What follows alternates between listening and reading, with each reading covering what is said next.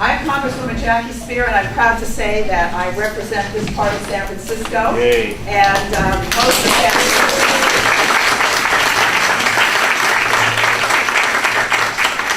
And I'm joined this morning by the supervisor who also represents this beautiful part of San Francisco. And I'd like to introduce you to her now, Katie Tang.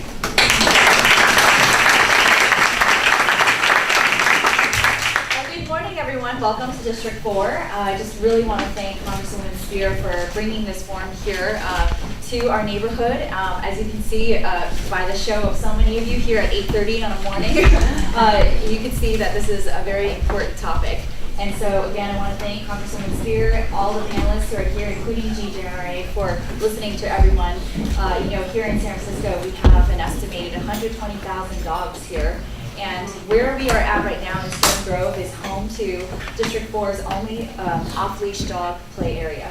So I know that as we're talking and moving forward about the dog management plan, that there are many impacts that we really want to take into consideration. So I know that the public comments period has been extended to February 18th, and so really wanted to give everyone here an opportunity to really provide your input on this. So again, I just want to welcome everyone and thank you for being here and bringing this forward. Thank you, Katie, very much.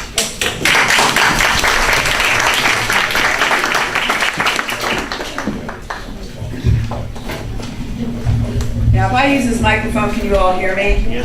All right, very good. So, good morning, everyone. We are joined today by a distinguished panel on both sides and a whole audience full of constituents who want to be heard, and that's exactly what's going to happen. That's exactly what's going to happen. We're going to speak very briefly, each of the panelists, for no more than 3 minutes, and I'm going to be very rigorous about maintaining that. I'm going to keep my comments very short so that we can get to all of your questions. Members of my staff, and would you please raise your hands? Members of my staff will collect your questions, and we will answer them. And answer as many of them as we can, and we will, from time to time, combine questions if they're repetitive. But hopefully we can get to all of your questions this morning. And I believe the National Park Service is also going to have a hearing after we complete our program this morning, so that you can be on the record with the National Park Service as well. You may wonder why we couldn't do them together, and there's always some legislative reason why I can't do something. So that's why we have convened this meeting first. And I really appreciate your participation this morning. I feel very strongly that there is a solution here. And I also believe that we have smart people with the ability to fashion a solution that works for everyone.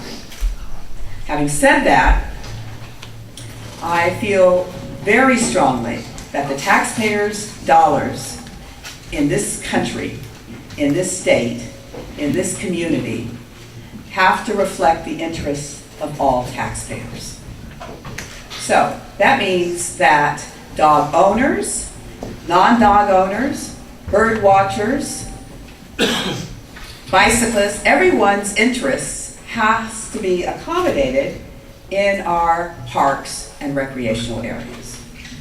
Now, as I noted, the draft environmental impact statement was first released in 2011. And the National Park Service accepted over 4,500 comments until the end of 2011.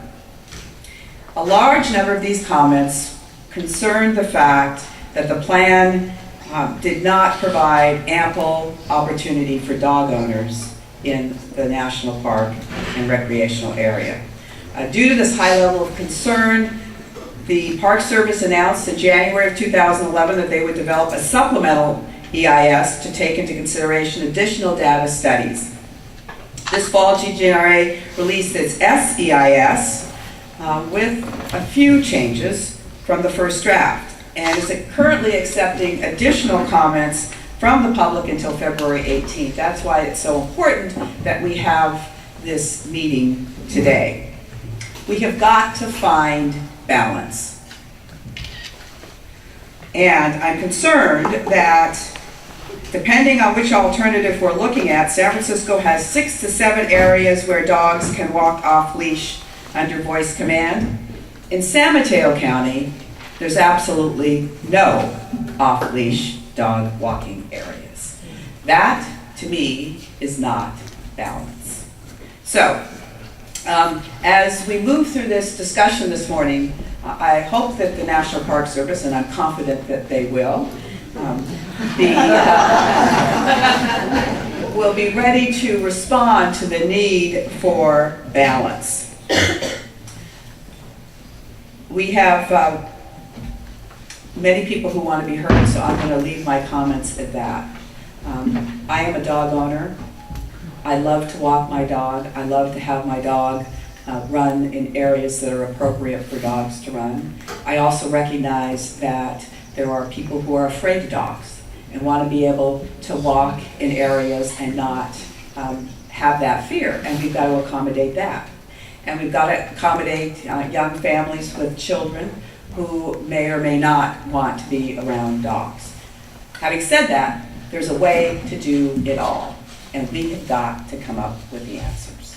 So, with that, let me start by asking our first speaker, who is the superintendent of the Golden Gate National Recreation Area, Frank Dean, who I was trying to call Howard Dean just a few minutes ago.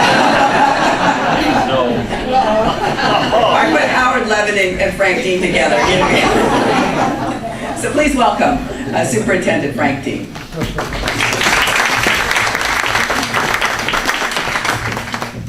Thank you, Congresswoman. Well, good morning, everybody. Thanks for coming out so early on a kind of a drizzly day. The issue of dog walking at Golden Gate National Recreation Area has been around since the park was established in 1972, and even before the park. As we inherited a number of areas in the city and other areas that had seen off-leash dog walking before the park was established. As most of you know, the national regulation on dog use in national parks is very restrictive and allows dogs only in limited areas and never off-leash. We here are in fact attempting to create a federal rule for this park to allow dogs off-leash under voice control in 7 popular areas of the park. Now, over the last 40 years since the park was established, the park visitation has grown by leaps and bounds. In fact, it's doubled to 15 million last year from 1979, when it was only about 7 or 8 million. The number of dogs and other recreational users has also increased commensurately during that time. We have seen conflicts between different types of users, not just dogs, but other types of users as well. The park has just gotten busier.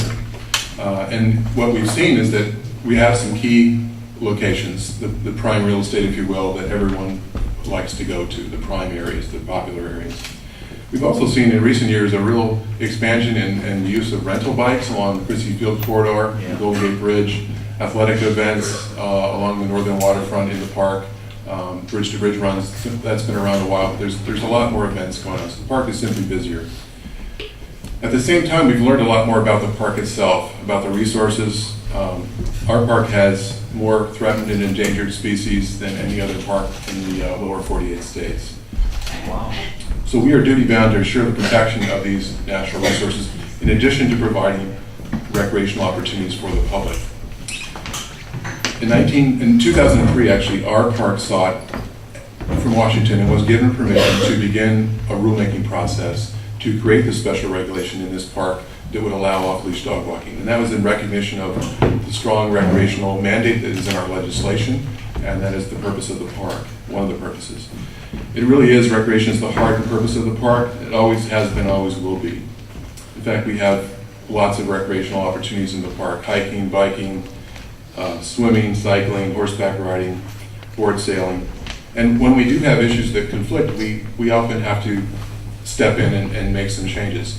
We have in the past regulated mountain bikes on certain trails. We've kept them to fire roads for safety of visitors and kept them off single-track trails in the Marin Headlands. Jet skis were banned in the park waters several years ago. So when we do see issues, we do have to manage the park. People love this park and are passionate about it, as evidenced here this morning with all of you here. The challenge for us is developing a plan to manage the dog walking that acknowledges and fulfills the passionate and often conflicting desires of a broad variety of park users to the best of our ability, while fulfilling that other mandate we have is to protect resources for the future.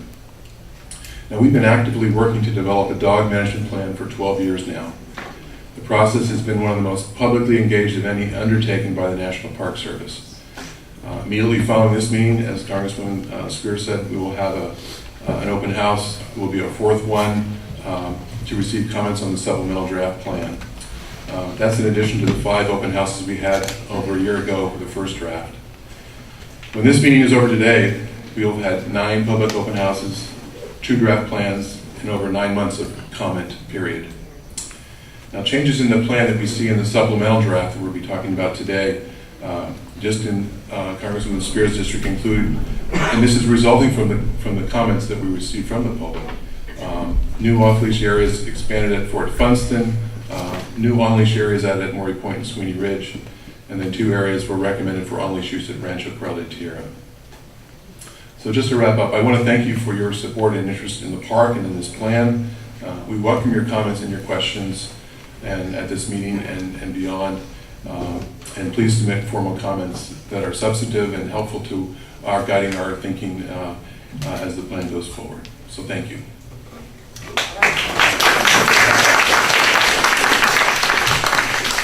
Supervisor Scott Wiener has been a vocal advocate on this issue and a great leader in San Francisco. Please welcome Supervisor Scott.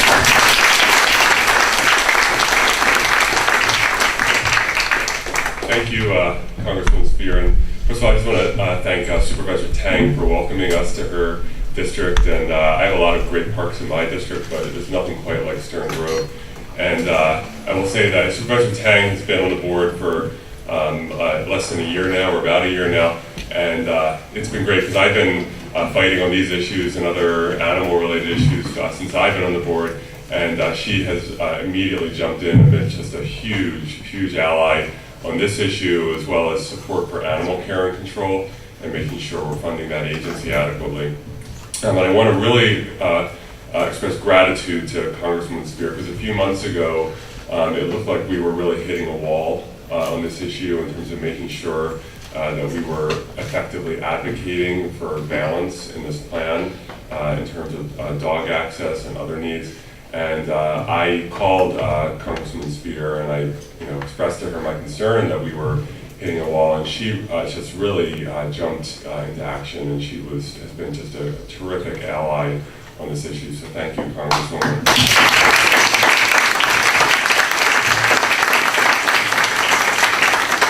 And I just really want to start by saying that I have enormous admiration for the GGNRA and for the management of the GGNRA and for the Park Service. These are some of the most beautiful lands in the country, and just a wonderful resource for the community. And the Park Service has a very hard job balancing all of the needs and the users of these properties and maintaining them properly. And so I have a great admiration for the superintendent, for Howard Levitt, who is one of my constituents. Go to his block party every year.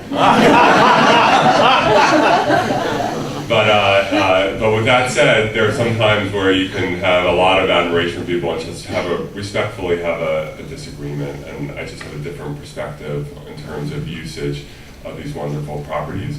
I do believe, and I agree with Congresswoman Speier, that we can achieve that balance where we're taking care of the properties and ensuring diverse access, but making sure that people with dogs have adequate access. And this plan, in my view, will have a very negative impact on many San Franciscans and on our city park system. I think it's really important to keep in mind that these recreation areas they're not the same as pristine backcountry parks that are in so many parts of our beautiful national park system. These are urban recreation areas.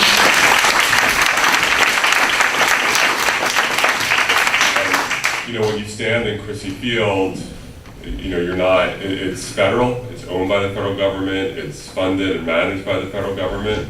but it's not some sort of separate island from whether it's San Francisco or if you're in Marin County or San Mateo. These are very woven into the fabric of our city, and it's important that we be working together. There are so many people in San Francisco with dogs who absolutely rely on these recreation areas to walk their dogs. Restricting dog access as is being proposed, I think, will have a dramatic impact on the daily lives of many San Franciscans, whether they are dog owners, whether they're dog walkers. It will have a big, big impact on people's daily lives. And I think a lot of people with dogs don't really realize what's going on, or they've been hearing about this for so many years. It's just like this thing that keeps getting talked about and nothing happens. And I think they don't realize that we're actually at a decision point and it will impact them. But the other thing that I am very, very concerned about is that whatever one's view on this issue, because I know there are a lot of different views about it, and I think I respect folks who have views that are different from my own. If this plan goes into effect, I really am concerned about what the impacts will be on our city parks. And we've seen that there have been times whether it was a tsunami alert or other reasons where Fort Funston or other properties have to be closed down for a few days for emergency reasons, that we see many more dogs in, for example, Stern Grove. And if you restrict dog access at these properties, the dogs aren't going to go away. They're going to go somewhere else. In my district, the Upper Douglas Dog Park, which is currently under renovation, but before it was under renovation, the Friends of Upper Douglas Dog Park, who are dog people, they expressed concern to me that according to their count, because they did a count, 100 dogs an hour were entering that dog park. That's a lot of dogs. So we already have dog parks in our city that are under stress. And I am deeply concerned that if we start restricting access significantly at Fort Funston, at Ocean Beach, at Crissy Field, we're going to have a real problem on our hands in terms of maintaining our city parks, in terms of tension, not just between dog owners and non-dog owners, but among dog owners in some of these dog play areas. And so I really want to work with the National Park Service in a very collaborative way to make sure that they can get what they need in terms of managing these lands, and I don't begrudge them the ability to do that. It's not the Wild West, but so that we as a city can get what we need, and I know that we can find a way to do that. Thank you.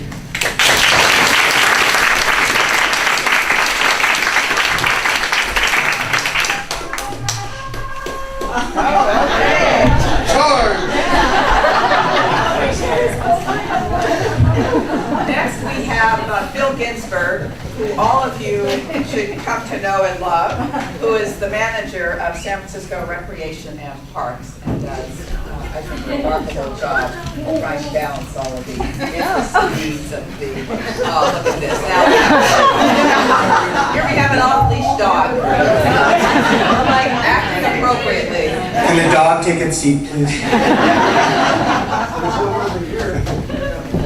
Thank you, Congresswoman.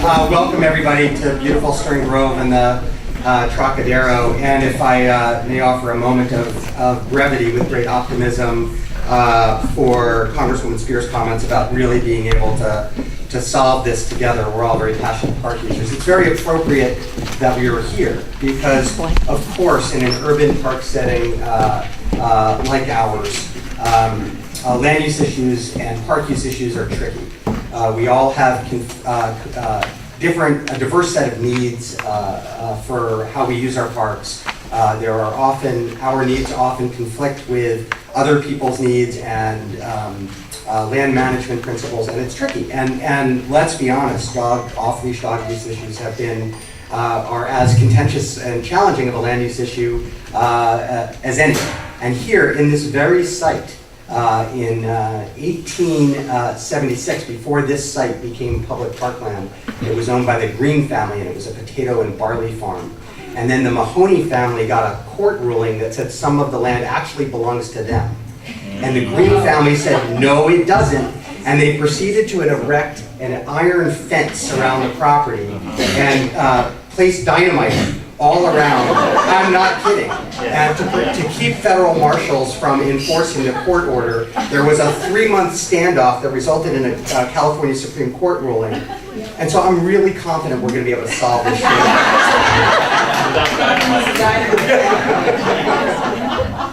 So, I mean, some as we engage in the conversation, as the conversation evolves, just some principles that I think it's important for us all to keep in mind.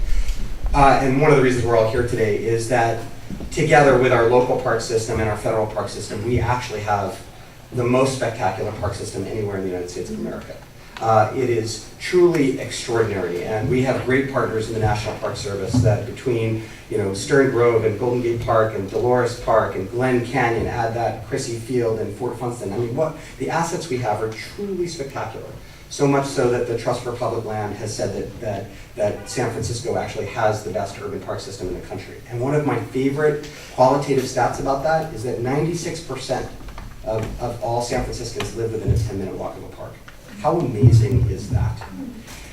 Not only do we have an amazing park system, we are an incredibly dog-friendly park system. We have as many off-leash dog play areas under my jurisdiction, under the local park system jurisdiction. We have about, I think, 28 or 29. That doesn't include some port property and PC property, and then the off-leash areas that do exist in the National Park Service. We have as much off-leash dog area and space as any urban park system in America per 100,000 people, which is truly terrific. We also have lots of dog owners and lots of people who need more space. We are an incredibly dense city, and it is true, and I am a dog owner and dog walker myself, that dog walking is an incredibly important form of recreation and community use in our parks. There's been a lot of talk about the inactivity of the American people these days. 1 out of every 3 Americans, 1 out of every 3 Californians is obese. And we're not getting the physical activity that we need. And dog walking is proven to be a really important form of recreation to actually combat that. So we have an incredibly important need, an incredibly important use. But I think we're all committed also to the notion that we are stewards of this land. It is not, it's ours, but it's also the generations to come. And we have a really important and fundamental responsibility to balance the active recreational needs of today with the notion that we have to protect our land and our natural resources for generations tomorrow. So, it's I think Congresswoman Speier and Supervisor Weiner, we're all talking about the same thing, which is the idea of balance, and how do we best balance these competing and conflicting needs. And as the conversation evolves, we are steadfast in our commitment to provide San Franciscans with as much diversity in the types of recreation that they need, but also in our commitment to steward our land. And we will continue to work closely with the community and our elected family and the National Park Service to achieve that balance. Thank you. Thank you very much.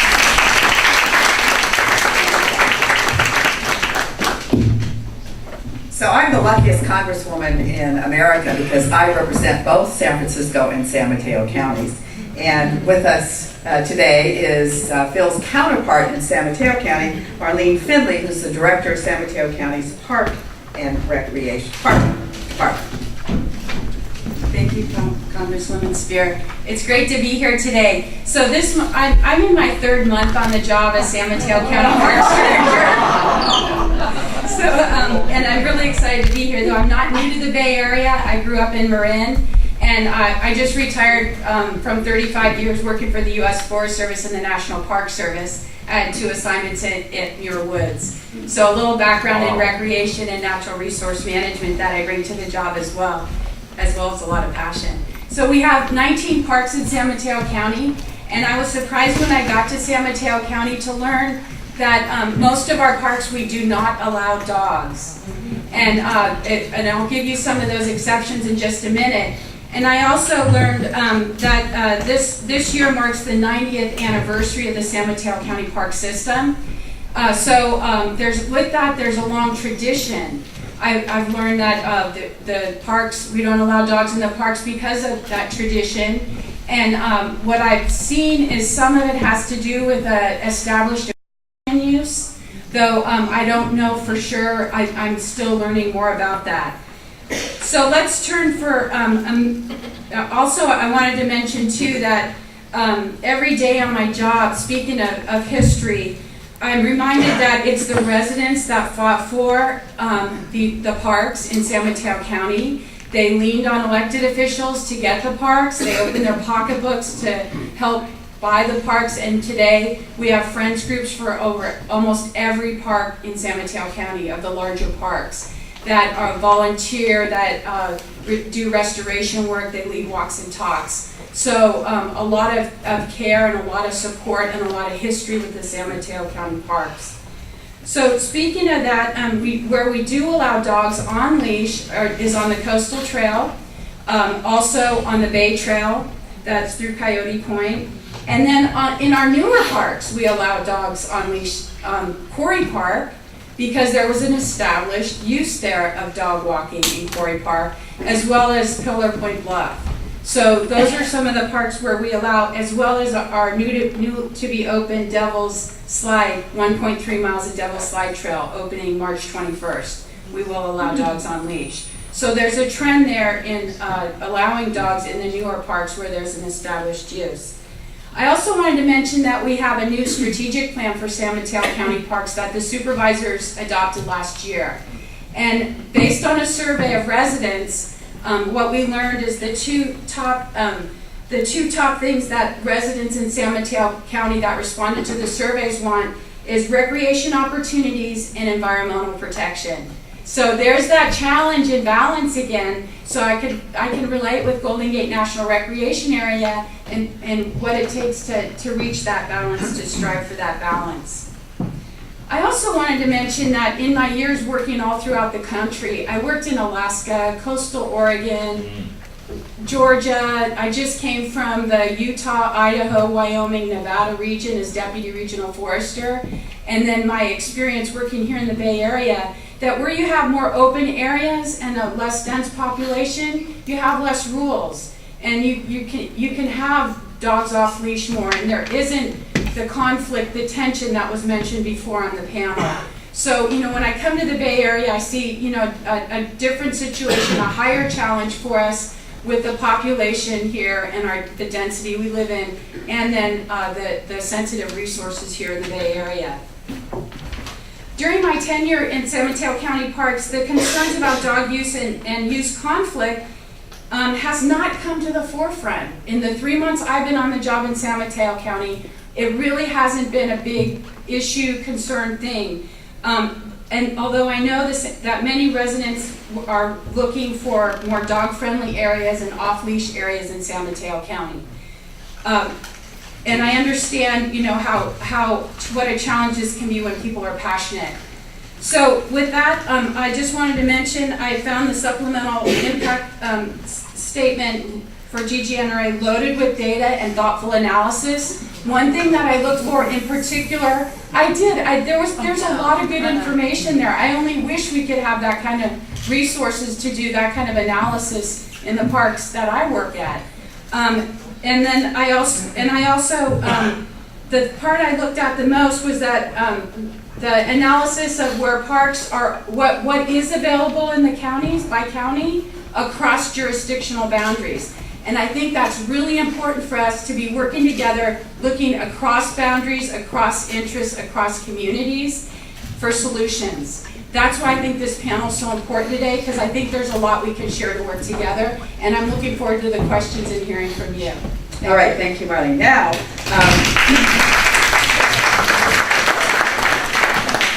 okay, we want to make sure we get to these questions, so I was liberal with the people on this side of the dais, and I'm going to ask you to please stay to the 3 minutes as I introduce the users group, and it's wonderful to see you all sitting together. So if you can sit together, you certainly can play together.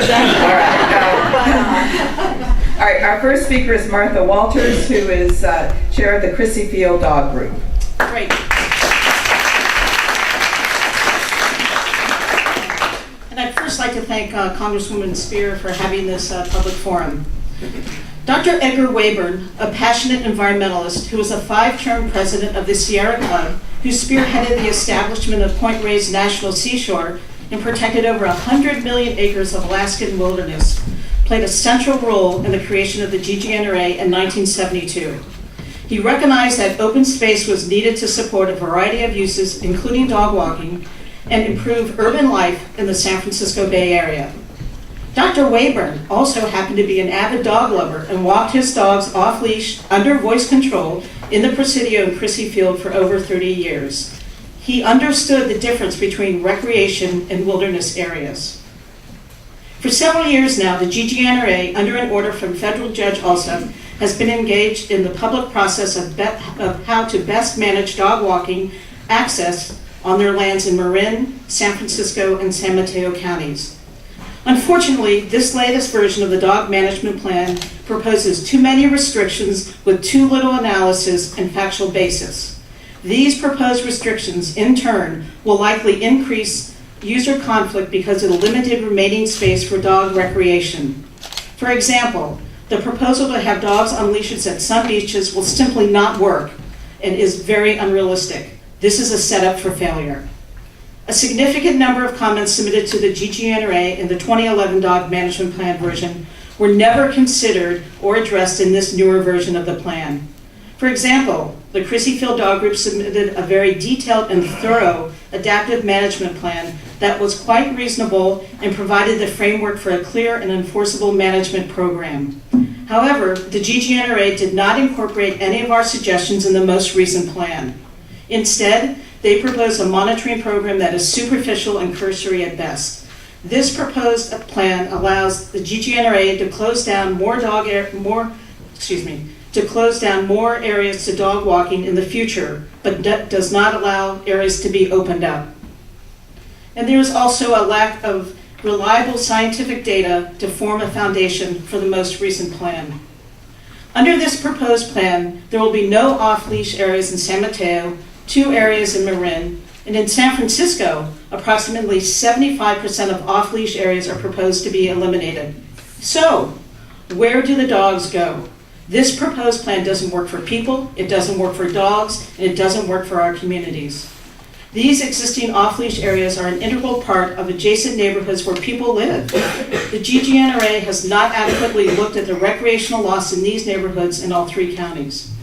In closing, we support the existing use of lands that support off-leash or voice control, with the addition of a clear and enforceable management program and with educational outreach and training for responsible dog ownership, as well as a recreational roundtable of different user groups to solve problems at the local level. We also support a collaborative process with the GGNRA and other stakeholders to create a viable coexistence in protecting natural resources and recreational uses on these public lands, as originally attended by Congresswoman Phil Burton and Dr. Wayburn.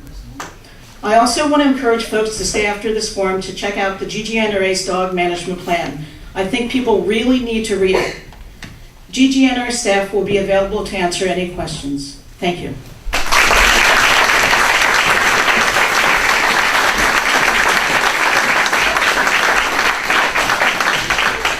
Our next speaker is Mike Lyons, who is with the Golden Gate Audubon Society. Thank you.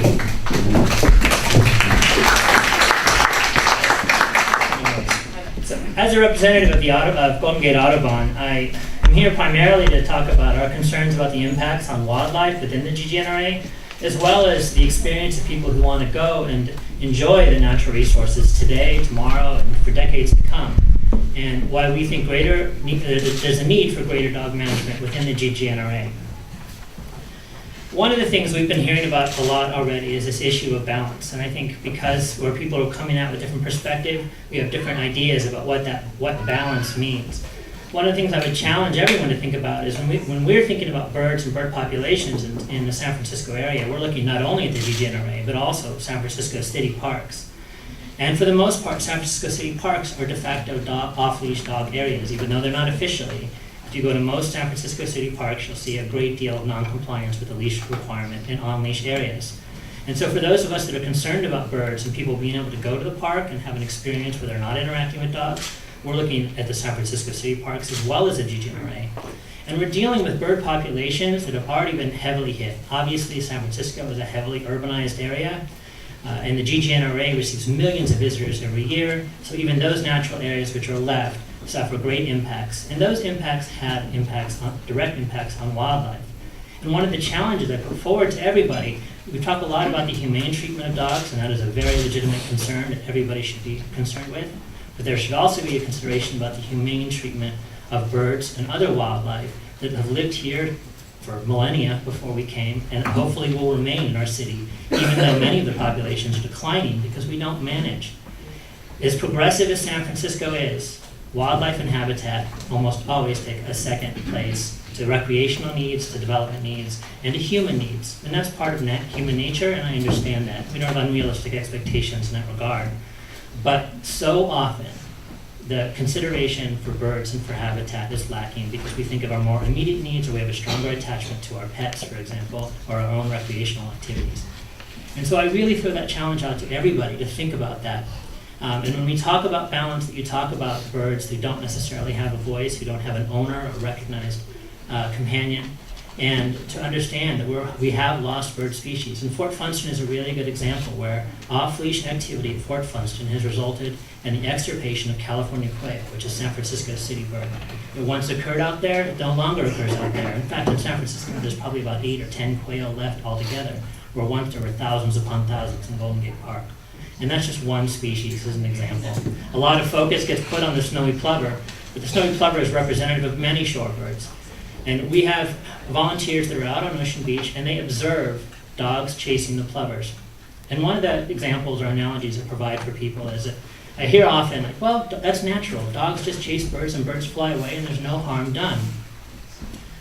But think about if ever you came home from a hard day at work and you sat down at your table and you wanted to sit down and have dinner. And suddenly your front door bursts open and a crazy man with a knife chases you around the table for a while. And then he leaves. Just think about that. What I'm asking you to do is think about the emotional reaction. You're frightened for your life, you run, and then the person leaves. That is the reaction that birds have when a dog chases them. They recognize a predator and they fear for their lives. And the challenge I'm asking you, putting forward to you, is to think about compassion and humane treatment of those birds that fear for their lives when they're harassed. Now that's going to happen. Those conflicts are going to happen. What we want to see is a dog management plan that provides some areas where birds and other wildlife have a safe area where they can forage and live in the Golden Gate National Recreation Area without necessarily having an interaction with dogs or with dogs off leash on a constant basis. And I understand we're going to have disagreements about what that balance is. The last thing, I know I'm probably going a little bit over my time. The last thing I want to say, and after my last comment, this probably isn't going to work, but is I'm hoping everyone's going to respect you. Well, no. But the last thing I want to say is I'm concerned. Martha and I were discussing this actually before the panel started, which is the Golden Gate Audubon Society, we take great exception to this notion that because we're for dog management or if we're speaking up for wildlife, that we're anti-dog. GGA members own dogs, we walk dogs, we work in shelters. Many of us are involved in this because we have a deep compassion for all sorts of animals. And I want you to know that that is not where this is coming from us, even if we disagree. And I would hope that part of this panel, and I think Congresswoman Speier can help raise the dialogue on this, it's not about making enemies. It's not about labeling other people your enemies. And the problem with doing that, calling people anti-dog or anti-bird, you make them an enemy, we don't have to listen to your enemy. Your enemy's not a reasonable person. They're just a force to be opposed. And it's the same tactic that people used in the Iraq War. When the Iraq War started, if you were against the war, you were anti-American, you're anti-patriotic. And I would encourage, hopefully out of this we can understand we're a community of reasonable people that strongly disagree and have strong feelings, and then try to work towards a balanced approach based on that respect for each other. So, thank you. Thank you.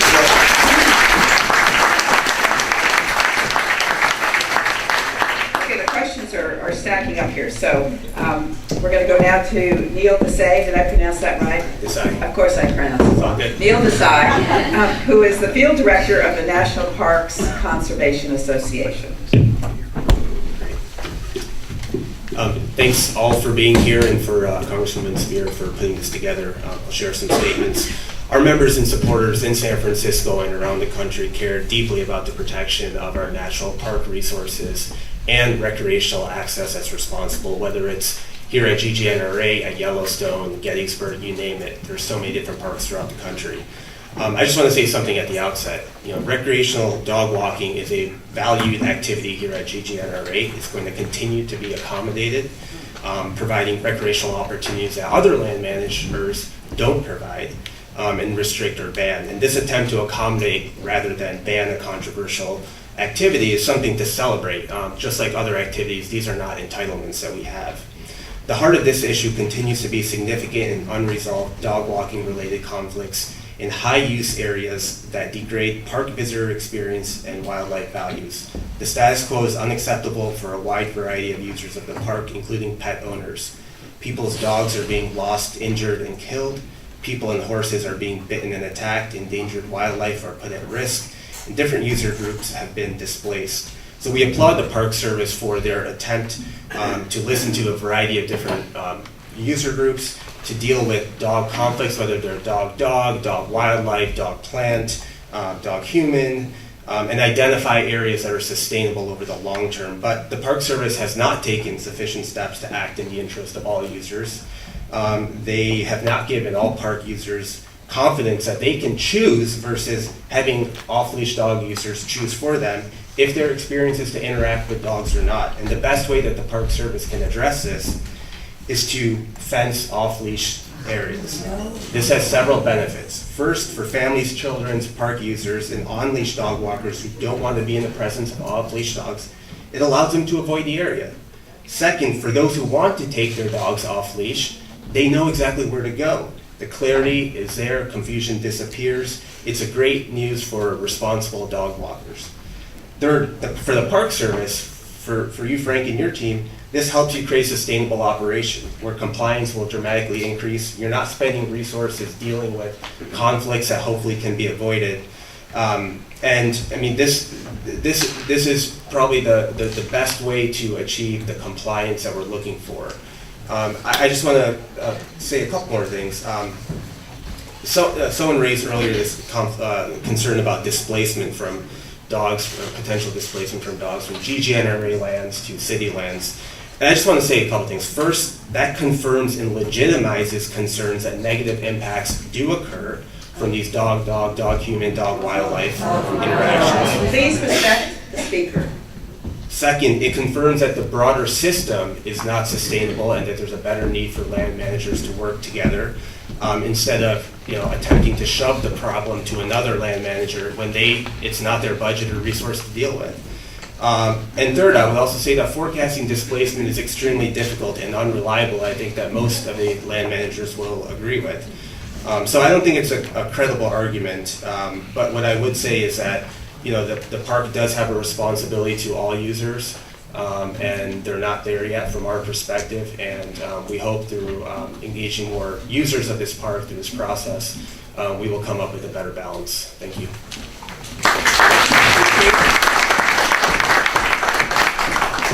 Our final speaker is Bob Planthold, who is a disability access advocate. I'm Bob Planthold. I'm a single parent who raised 2 kids, so I bring that perspective of young kids as well as that of being a senior and having a lifelong disability to the concerns that I raised when I was on the negotiated rulemaking committee along with Martha. And those concerns are safety. And the problem here is that the environmental analysis laws we're dealing with were passed in the mid-70s. Long before there was an Older Americans Act in the mid-80s or the ADA in 1990. There's no place in current environmental impact law to address the question of are allowed uses or designated uses possibly deterring access to and use by legally protected classes. And I'm going to stress again, we are legally protected classes, but the environmental impact laws totally ignore that. So when there's a statement, it passes muster, it doesn't matter to us. Now, I'm saying that because I raised topics before during our rulemaking. People with disabilities were often somewhat slower less agile. It's especially a problem for somebody with a guide dog. And the woman who currently heads the Independent Living Center used to live out near Ocean Beach, so she'd take her guide dog out and let him off leash to do doggy stuff. But he got attacked. Now, if you're blind, you can identify the person's description. You can identify the dog. What she did, she just took her dog and left. Now, here again, you say, why didn't she report it? Well, report it to who? Some people think it's Rec and Parks. Some think it's GGNRA. But what can she report? By the time any ranger would come out, whoever did it was gone. You may think that's an isolated incident. One other member of our rulemaking committee was an equestrian. She had an experience of herself and her horse being attacked by an off-leash dog. But what I've done over the past couple of years is send along to GGNRA staff reports I get when bird watchers will say they were out at 6:30 in the morning or 6 o'clock at night and they saw dogs rummaging through the bushes and fleshing birds out. Well, that's outside the normal work hours, and you normally don't expect a ranger to be also rummaging through the bushes. It's hard to get statistics on the problems that people with disabilities, that seniors, that protected species encounter. Now, saying all that, it's something else also to say, but dog users are going to come here anyway. I think it almost seems a question of how can GGNRA enforce any rules it makes and educate all those to be fully compliant and responsive. I grew up in a different atmosphere. We had cousins who had a St. Bernard, and we kids used to ride that dog, and we had no fear. And I had a Prussian grandmother who had a dog, Wilhelm, a cat, Rudolph, for Crown Prince Rudolph, and a bird, Otto, for Prince Otto von Bismarck, who all roamed free in the house and didn't attack each other. So I grew up where animals were under control. But I found that very often people with walkers or crutches, somehow dogs have this atavistic response to bark and yap, and I don't know why. I see some heads nodding. And that's we're going to have whether to ask you to wrap up, okay? that's whether the dog is off leash or on leash. So there needs to be something about control, monitoring, enforcement that we all can participate. Thank you. As I ask these questions, I want the answer to be concise so we can maximize. I've lumped some of these questions together. GGNRA is systematically taking the R out of our area urban parks. This is evident with restrictions, off-leash dog walking, recreation, now in signage and printed materials that tried to legislate and name change, and it was not accepted. I was told by a park employee, GGNRA sounds like a venereal disease.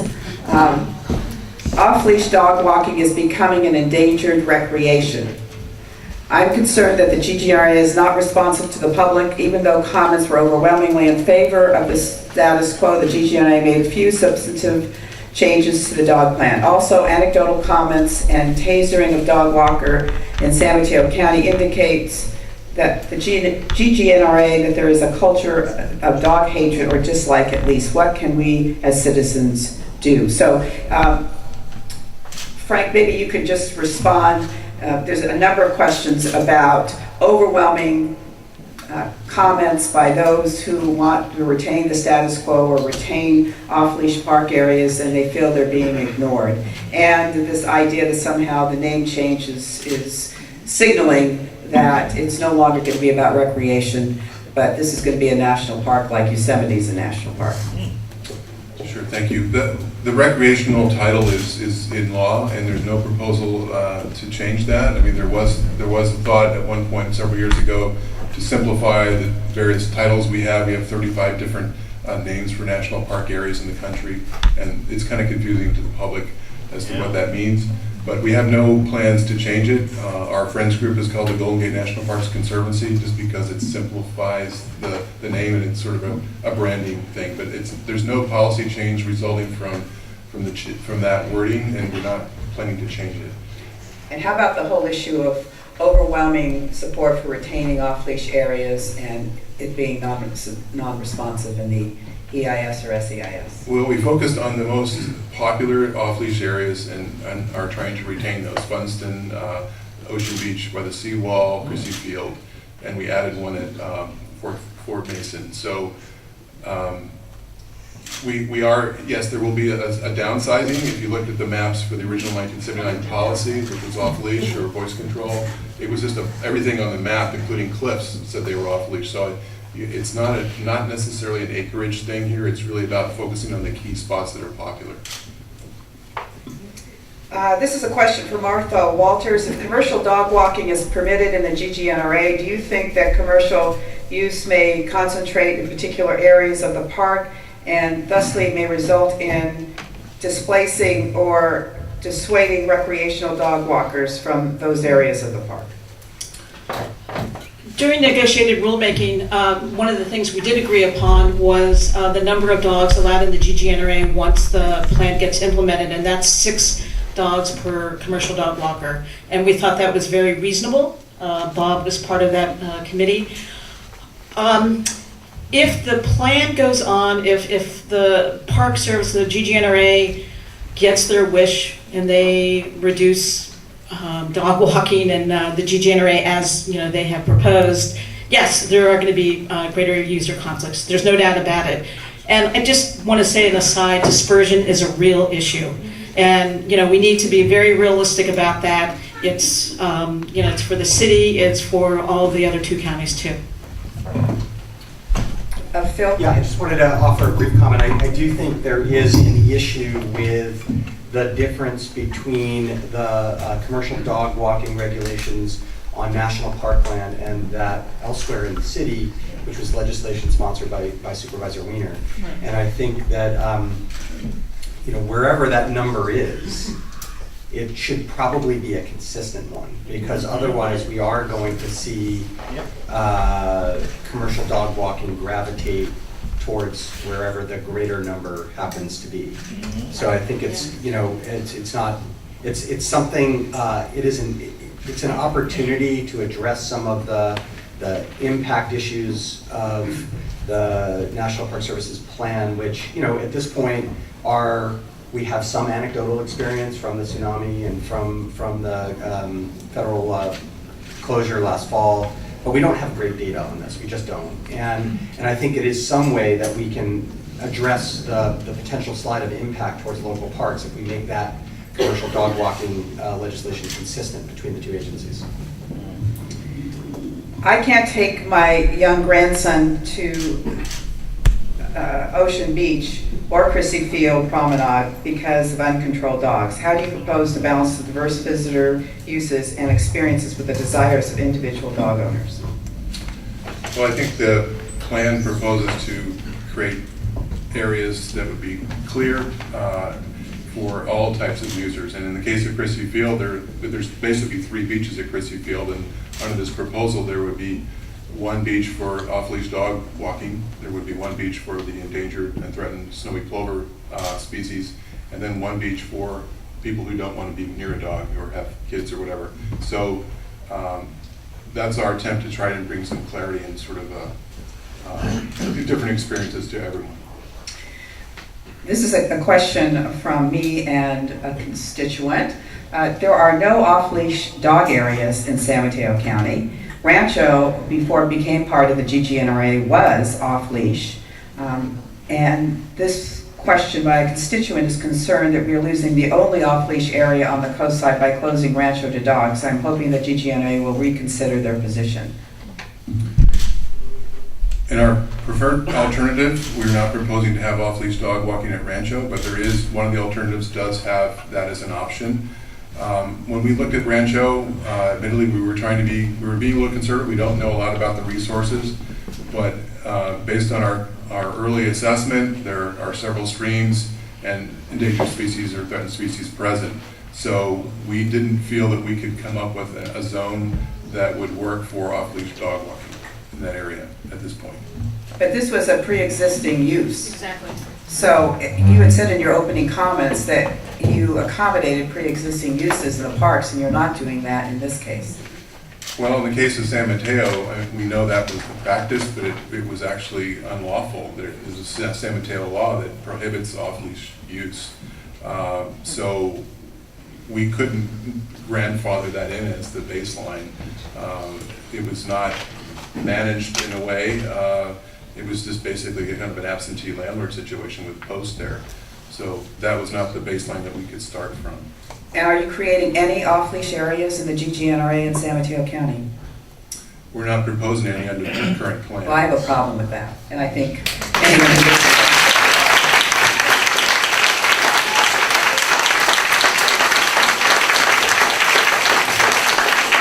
we'll have a conversation offline, but that is grossly irresponsible. You're meeting the needs of everybody if you don't have any off-leash area in San Mateo County. And you have 7 in San Francisco. So, well, that's really disturbing. Yes? Can I add? Yeah, I mean, I think this speaks to something that maybe Marlene, right, mentioned earlier, is that there's a need for coordination, and the burden really, I don't think, should be placed on the GGNRA. I think in the legal standard of the past should not be applied as a baseline moving forward. And there are other visitor uses there that need to be factored in, including research that just needs to take place to better understand the property. And so I think holistically, for San Mateo County, clearly there are needs, as you're stating, and you and your constituents know them. But it really, I don't think it's appropriate to be putting this on GGNRA. There's a systematic approach that needs to be taken, just like it needs to be taken in San Francisco. So, well, Neil, I guess my point though is that GGNRA has got to be there for all recreational users. And right now there is no opportunity in the GGNRA area in San Mateo County for off-leash dog owners, and that is unacceptable. Now, I've had people approach me that were part of the volunteer search and rescue teams that go on the coast and save people's lives all the time with the use of dogs, and they used to use Rancho to train them, and now aren't going to be able to access it. So we've got to have a meeting of the minds here that extends beyond just no.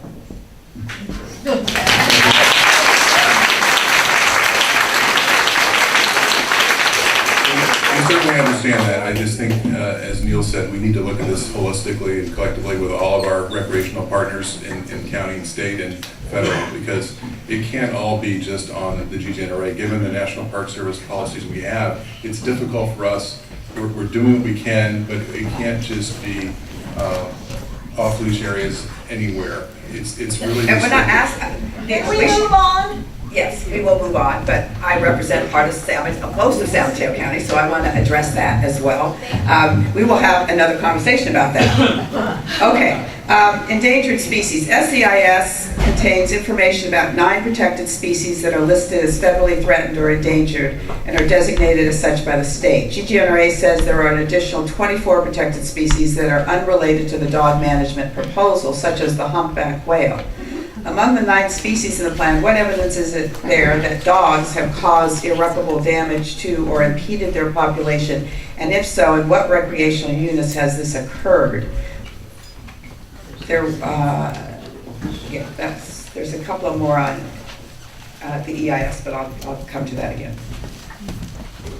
I think if you look, if you go into Fort Funston, you can see the impacts from on the vegetation, from the high level of dog walking that goes on there. So what we're trying to do is protect certain zones and certain species that are in certain locations in the park, and keep the dogs out of those areas, and also allow the dogs to be in the dog walking occur in other areas that are less critical habitat. So that's what we're trying to do, is to zone it.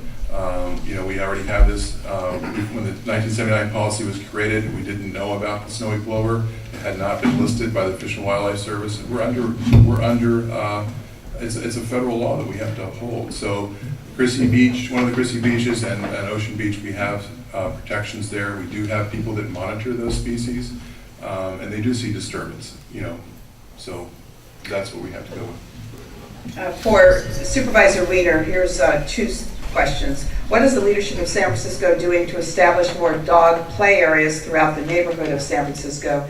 And then another question that references Boulder, Colorado is having immense success for years now with their licensing dogs to be off-leash. Why isn't a program like that used as a best practice in this dog management plan? It's also a source of revenue. A couple things. Excuse me. In San Francisco, we actually have quite a few dog play areas, and they were established a while ago. And there's been growth over time. Upper Douglas, for example, didn't used to be, it now is. And we've actually invested quite significantly in our dog play areas in terms of rehabilitating them and making them more usable.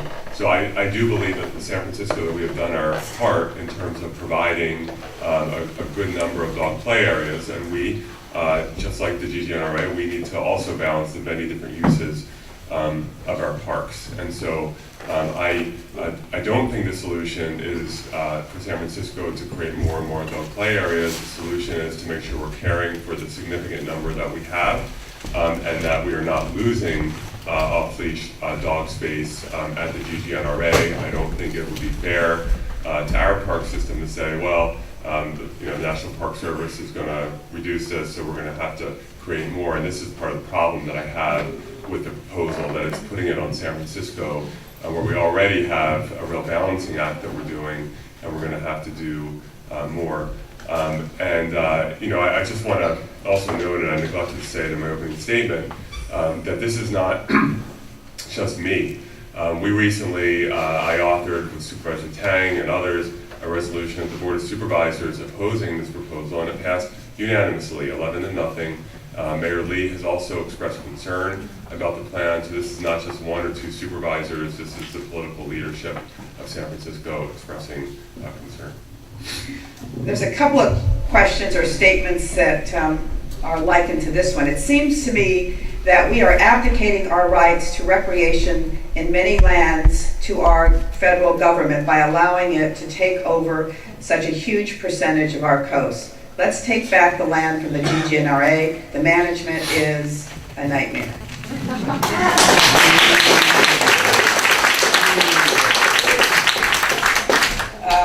Do you want to respond to that?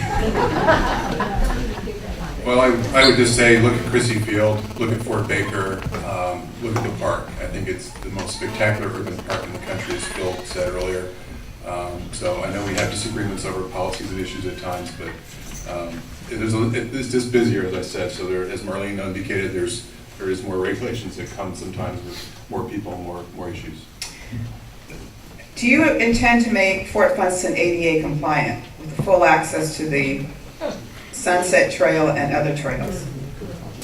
Well, the Sunset Trail, part of it is eroded. The cliff is eroded and cut that trail off. So we are looking at the park comprehensively. We've just had a large accessibility plan that's been implemented or about to be implemented. So Fort Funston, given it is relatively level there in the parking area, is a prime candidate for some improvements. And we do have some bathrooms and things like that that are planned to go in the next couple of years. If environmental impact is so important as the last EIA on Crissy Field in the 1990s determined when it doubled its off-leash areas from 35 to 70 acres, why is disbursement not a consideration in today's dog management proposed plan? Concentrating dogs in small fenced-in areas on the green and on the middle beach will only be a negative situation. Another question, SEIS claims survey results support that the preferred alternatives will not have an adverse impact on nearby parks. What survey methodology did GGNRA conduct? Who specifically did you survey, and how did you arrive at your conclusion?